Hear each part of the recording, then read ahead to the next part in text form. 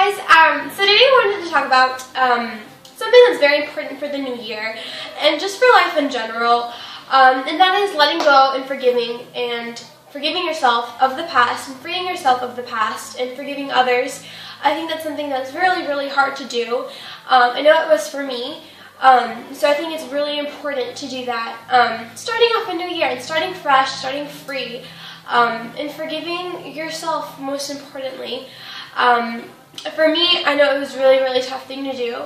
I was beating myself down for the past, for my mistakes. Not only was I not giving myself, a break, I was also not giving others a break, and it was really, really hard to love and to be grace, to give grace to others. It was really, really hard for me to do that. And so I was living my life really, really, boxed in my own world, and it was a prison, really, because I would just remind myself every day of what I had done and what others had done to me, and it was a living hell. So if you can completely relate with that, I would love for you to listen to this. The first thing above everything, I think that when it comes to forgiving yourself, I think the reason it's sometimes really hard is because we have this image of God that He is just disappointed with us all the time, that He's frustrated, that He's annoyed, that we can't get it right. I feel like we have this image that He hates us and that He's just done and tired. And so that therefore we feel like, there's no way out. If God Himself doesn't love me and He doesn't give me a chance, why would anyone else?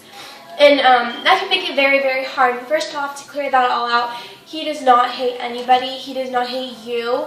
He loves you and He wants the best for you. It can be really, really hard to accept that. But it's true. I know for me it was. One thing that really stuck with me that my dad has told me one day, he's like, Jesus took your chains off. And He says, you're free, go live your life. But every morning there you are looking for your chains, and every morning you put them back on. And that's something that I did. And every day I reminded myself. I felt like if I didn't remind myself, then I didn't really learn.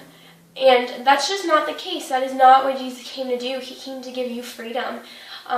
He came to give you grace, and you are 100%, no doubt, worthy of feeling free and feeling happy. And that's something that, like I said, it was really, really hard for me to grasp. And that scared me because it only means that I was doubting God's grace. Me not being able to forgive myself was doubting God. And I think that's a really tough and bad place to be, because God is love and He loves every single one of you. There's no reason why you should hate yourself or, not forgive yourself. So that's what I want to say about that. Another thing that I think really, really helped me understand God's grace and God's love is when He says, we do not have a high priest that doesn't understand us. We don't have a God that doesn't know what it's like. Jesus came and said, I want to feel their pain. I want to feel the temptation that they feel, and I want to be like them. And I think that's something that really helped me. Jesus understands what we're going through, and Jesus understands what it's like to feel betrayed and what it's like to feel fear. And I think that's something that a lot of people don't understand. And it makes it harder for you to move forward. It makes it harder for you to forgive yourself and love yourself. At the end of the day, we're just human. Whatever you did, as long as you're sorry and hey, I know I screwed up and I know I messed up pretty badly, but God, I want to make things right, and I know that there's no way that if I were to save myself that I could.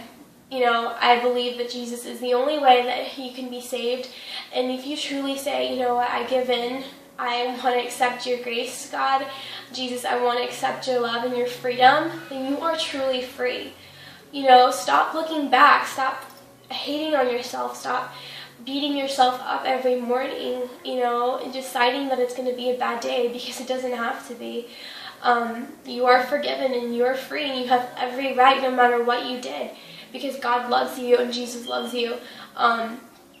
yeah, and so once you really grasp that and swallow that and carry that, then I think you have a chance to forgive others. And I think the only thing that God asks, that Jesus asks, is, I forgave you and I love you and I give you that freedom. The only thing I ask now is that you give that grace back to others. And that's where forgiving other people comes in. And forgiving others can sometimes be really, really hard to do. But I think once you've forgiven yourself, it can be a lot easier. The way that I went about forgiving other people was I wrote a list of people who hurt me. And I wrote a list of all the people who had done something mean, who had done something wrong in my life, who had really messed up. I wrote a list of people who just, even if it was minor, I wrote it down. And I wrote down a list starting from the person that hurt me the most. And then I pretended like they were right in front of me and God was right next to me, supporting me. Because that is what He's doing, and He's there with you. And so I sat down and I started with what happened. So I started talking to that person, pretending like they were there. Obviously they weren't. They can be if you want them to, but I guess that's even better. But I pretended like they were there, and I said, I explained the situation that hurt me. And I said, it hurt me really badly when you did this, and it hurt me that one day when you did this. And I went to explicit detail about everything that happened. And I said, and I went into detail, and you can cry and just let it all out, pretend like they're there, and tell them, it really hurt me when you did this, and it really hurt me that time, when this happened. It hurt me when you left me, it hurt me when you, abandoned me, when you ignored me, or when you, whatever had happened that day. And just go into detail about that, of what actually happened. And then once you go into the what, go into the why. And why do you think they did it? What is their reasoning? And you can throw it at them and say, and really be mean about it. Let it all out. It doesn't really matter. You can go all out and yell, scream, and cry and say, why did you do this? And I think you did it because of this. And once you get to a why, and you get to a reason why you think they did it, then you get to another level when you understand something about that person, and you understand it's a trait about them. Whether it's, I think you did this because you loved yourself more than you loved me. I think you did this because you loved, that other person more than me. Or because, I don't know, whatever the case was. And you learn a trait that is, about them. So, you learn that they're either selfish, or they're arrogant, or they're prideful, or, you learn a trait about them. And I think once you get to that point, by the time you get to that point, and you're crying, and you're screaming, and it's really crazy how you get to a point you're like, wow, this person is selfish. It's not me. It wasn't me that day. It wasn't that, it was my fault. It was that this person is a selfish person, and, that's just who they are. And once you understand someone, you learn to accept them and forgive them and say, I know I've screwed up, and I know maybe you screwed up even more than me, or maybe it was the other way around, but I understand that you're selfish, and that's just who you are. And I can't change that, and I'm not going to try. And once you get to that point, it's really liberating. It's really, really liberating. You're able to love them again, even if they don't deserve it, which is what Jesus did. He came to earth and lived out our life, and He understood us. So that's how I think He is able to forgive us, because He understands, things about us and the things that we've gone through and things we have to go through. So He's able to give us grace. And that's something that I think is so beautiful, that someone could love us so much to come down on earth and live our life just like us and be able to forgive us and teach us to give that grace and love back in order to be free. But yeah, once you do that and you say, God, just please help me forgive this person, it can be really, really hard. But once you truly understand why they are the way they are, it's a lot easier. But yeah, I hope you follow these steps, and I hope you really do give God and Jesus and the whole inside a try, believe me that it is so liberating and it's so freeing.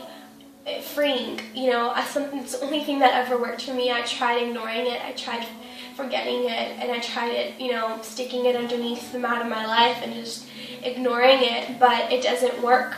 And I think the longer you prolong it, the more you're going to have to let go of.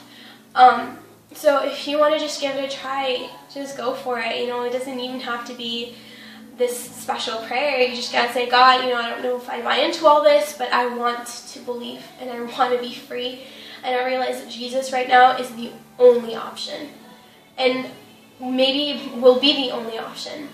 But I pray so much freedom over your lives, and I pray peace. And I pray that you guys will be free of your own mental imprisonment. I know I had to deal with that for a long time. And stop putting your chains back on, guys. Leave them off. Jesus said, just take them off. It's finished. It's done. You don't have to keep going back and rehashing the same issues. Let it go. It's over. So I wish a happy new year for you guys, and I wish freedom and peace. And I will be praying for every single one of you guys. Please leave comments, leave your story, leave whatever you want to, a prayer request. But I love you guys so much, and I send you off with so much peace and love of Jesus. So thank you guys.